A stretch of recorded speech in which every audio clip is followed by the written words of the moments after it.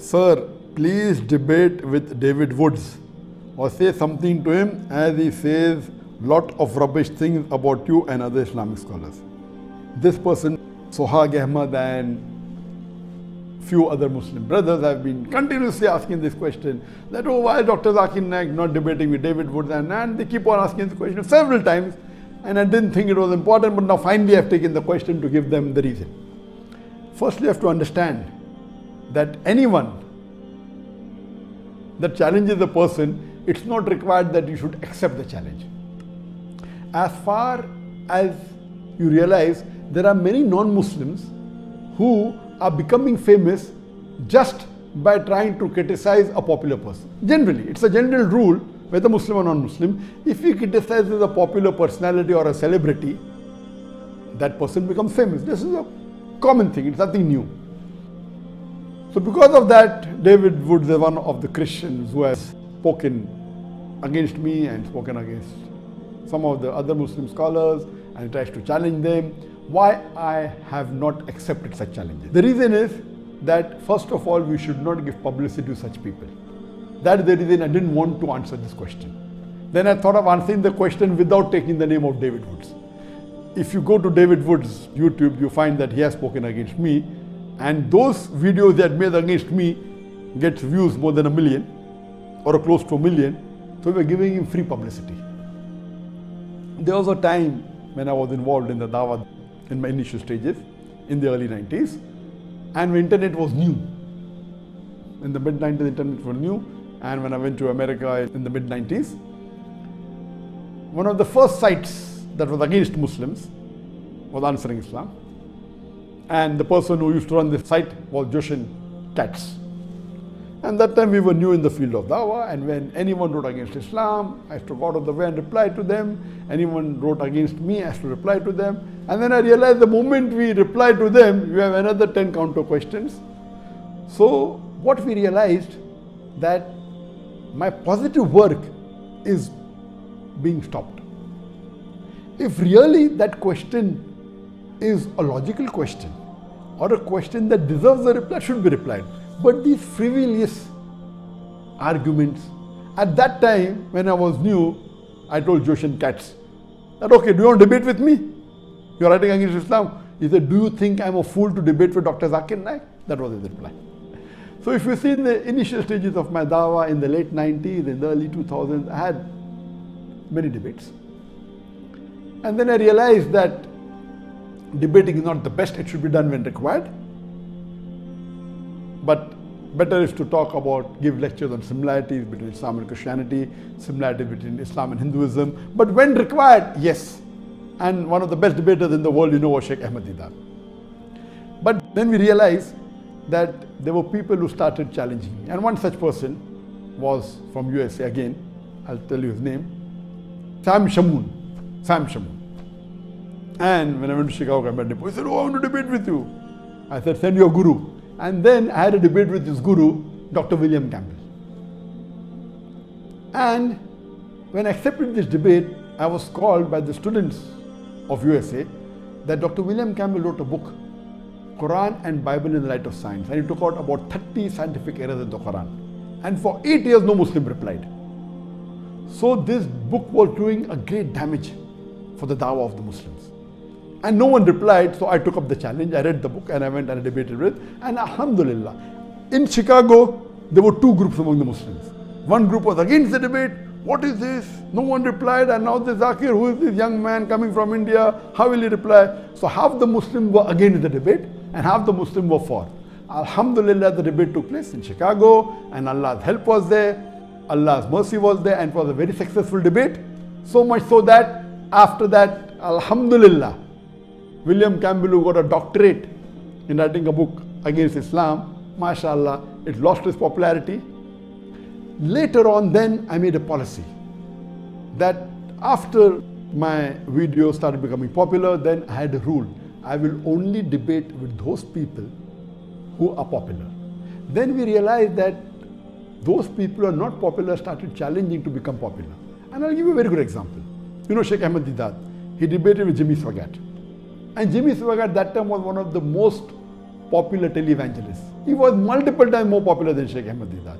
Many people told him, don't go, he will chew you and spit you. But Alhamdulillah, Sheikh Ahmad Deedat had the help of Allah and he gave a knockout to Jimmy Swagat. We have another example, he debated with Anis Furosh. Anis Furosh wasn't known at all. But when Anis Furosh debated with Sheikh Ahmad Deedat, Alhamdulillah, won him lock, stock and barrel, but Anis Furosh became popular. So what we realize that when you debate with someone who's popular and an unpopular person debates with a popular person, the unpopular person becomes famous overnight. So why should we make the unpopular Christian missionaries as popular? So then I had a policy that anyone who wants to debate with me should minimum have at least 2% of the audience that I have in my largest gathering. And earlier I said that anyone who can gather 10,000 people individually for a lecture, I will debate him. After that, there was a middle person who requested me to debate with Sri Ravi Shankar. And you know, Sri Ravi Shankar is one of the most famous Hindu preachers in the world. One of the most. It comes in number 1, 2 and 3. And he has a large following. He has addressed audience of 20,000, 50,000, alhamdulillah. I accepted the challenge and we had a debate in year 2006 in January in his hometown Bangalore. And Allah's help was that it was a very successful debate. The topic was concept of God in Hinduism and Islam in the light of sacred scriptures. Since 2006, there are many people who challenge me for a debate. And when anyone challenges me, I say that I don't waste my time. There are hundreds of people who address large audiences. They're very popular. And my largest gathering that I have given a lecture is previously was in Kerala, then it was in Kishanganj, Bihar, where more than 1 million people attended. So 2% of 1 million is 20,000. So my criteria was I would not mind debating any non-Muslim on any topic of comparative religion as long as he can gather minimum 20,000 people for his live lecture. Not a conference. In conferences there are 20-30 speakers. They might not have come for him particularly. So if a person gives a solo lecture and if he can get audience of 20,000 people live, not on the YouTube, not on the Facebook, 20,000 live sitting, then I don't mind debating him. And what I'm asking is not something which is difficult. There are hundreds of Hindu preachers in India who have audiences more than 20,000. There are hundreds of Christian missionaries who have audiences more than 20,000. So I tell, if people like Sam Shamoon or people like David Woods want to have a debate, let them become popular. Why do they want to ride on my bandwagon? And if you can't get that gathering, only thing you have to do is convince with your material any other Christian preacher. There are many. Franklin Graham is there, Billy Graham is there, Morris Cerullo is there. There are many. There are 100 speakers that I know in Christianity who have given live lectures to more than 20,000 people. What you have to do is catch one of them and convince them that your material against me is logical and give it to them. I will have a debate with them. Why should I make you famous overnight? I heard 1 or 2 of his videos that Zakir Naik is a joke. It is. What he's talking is rubbish. But the moment I reply to him, he becomes famous. That's the reason I was avoiding handling this question, because now the moment I take the name of David Woods, most of the people hearing me tonight may not be aware of David Woods. A small percentage maybe. They will go and check, he will become famous. And let me tell you, there are many other people. There was a Dai by the name of Muhammad Hijab. And he came to meet me in Malaysia last year. And he's a fan of mine, he's a good Dai. He personally had a debate with David Woods. I have not seen the video, I was supposed to watch, but some of my colleagues saw it and they told that Brother Muhammad Hijab, he gave David Woods a knockout. So when others can do the job, why should I waste my time? That's the reason previously we used to reply on the internet. Now we don't. Because the moment you reply, they'll give a counter reply and your work of positive dawah suffers. So So that's the reason anyone who wants to debate me, this criteria is there. Give it to a celebrity, give it to a famous personality, he will not be a fool to debate with me. Today, if someone gives $1 million to Shri Ravi Shankar, he will never agree to have a debate with me again. He knows that. Even if you give $2 million to him, he will not. Because he's a celebrity. He will lose his following. And he already lost many people in that debate who were his followers, who called him God. They accepted Islam.